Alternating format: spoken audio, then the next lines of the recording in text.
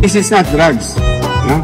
This is 2 joints. Kayo ay mag-alamano. Hindi ka pa rin ba makaget over sa mga kaliwat kanang nakakaaliw na eksena? Hindi kami bangag! Halina't mag-refresh at balikan ang mga eksenang tumatak sa ating isipan. Kaya naman,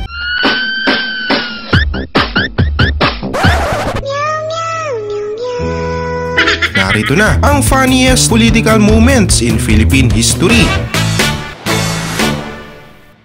Ang nooy sweet at palabirong duo, BBM Sara ng Uniteam, tila nagkalabuan ang kanilang pagsasamahan. BBM, ang dapat maging presidente, mababait, masipag, higit sa lahat, hindi magnanakaw, hindi korap. Love you, BBM. I love you, BBM. Ina ninyong lahat. Martin Romualdez, Lisa Marcos, Bongbong Marcos. I love you, BBM. O siya, halina't muling makiindak sa performance ni Gab Valenciano. Handa ka na bang sumabay sa indak at pagpitik-pitik nito? Presidente, Lenigo Preto, Vice-Presidente, Tipo Pangilinan. Ang Presidente, Lenigo Preto, Vice-Presidente, Tipo Pangilinan. Ang Presidente,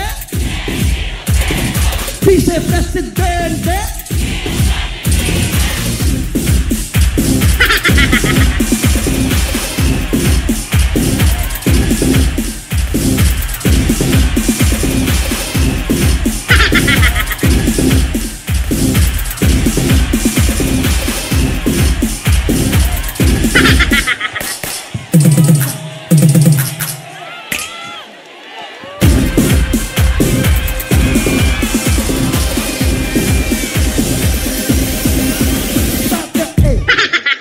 Kung si Binay ay nog-nog kung tawagin, ano naman kaya ang naaangkop kay Martin? Puso at kapatid mula sa iba't ibang panig na ng Kalakang Maynila naman.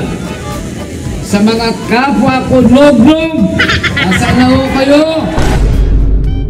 Hey! Hey! Hey! Hey! Ang mga nog-nog, sa hindi nakakaalam kung ano ibig sabihin ng nog-nog, sa Katagalugan, pagka tinawag ka ng nog-nog, mansot na, nego pa. Sa pagsasalita ay madalas kung mabulol si BBM, kaya naman bansag ng iilan sa kanya ay alamano. Dahil na rin sa pagkakabulol niya sa eksenang ito. Makakalimutan itong kampanyang ito. Hindi ko po makakalimutan na makita ang inyong mga ngiti. Makita, kayo ay mag-alamano. Kayo ay sa inyong sigaw, inyong mga halik, inyong pa-selfie. Lahat po yan, hindi po mawawala sa aking puso. Kung si BBM ay may alamano, ano naman kaya ang hatid ng ating pambansang kamao? Sinasabi nilang ganon. Ano yan? Tujo ba yan? Sino bang nagturo sa inyo yan? Wag po niyo po usuin yan kasi pang-adik po yan. A few moments later. This is not drugs. No? This is 2 joints. Yes. Di ba? 2 joints. Drugs ba yun? Isko, no Queenie. Ito pa isa. Yorme, Ong.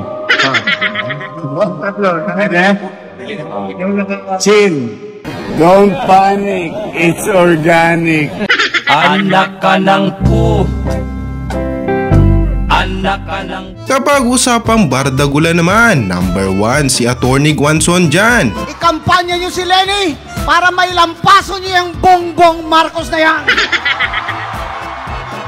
Sabi nila sa akin, edukada mong tao, bakit ka ganyan magsalita tungkol kay BBM?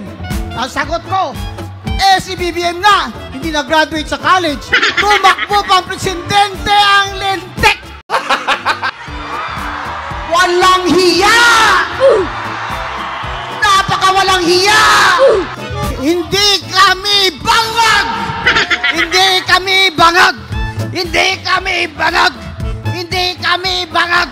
Hindi kami bangag! Hindi kami bangag!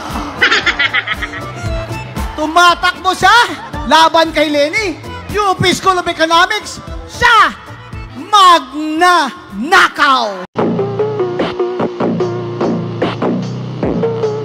Napasana all na ba ang lahat? Sana all! Kung hindi pa, tayo na't muling makisana all sa madamdaming talumpati ni Kiko kung saan may naiyak at natawa sa kakaibang pakulo niya. Ganito pa rin ako at parehong mga prinsipyo at mga pangarap ang isusulong ko bilang pangalawang Pangulo ninyo.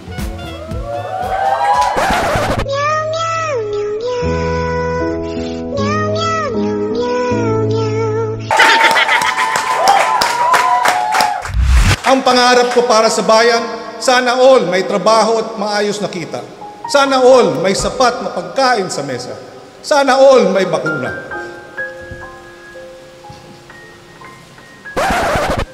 Sana all ligtas. Ligtas sa sakit. Sana all may sariling tahanan. Huwag kayo iiyak.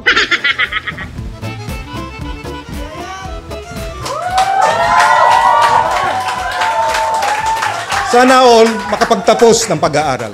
Wala akong duda sa pamamagitan ng ating sama-samang pagkilos, tayo'y magtatagumpay.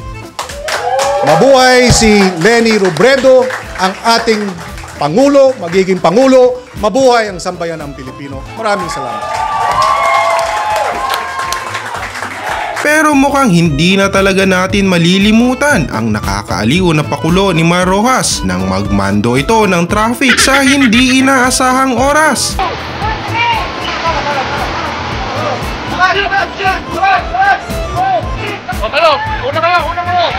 Tanga!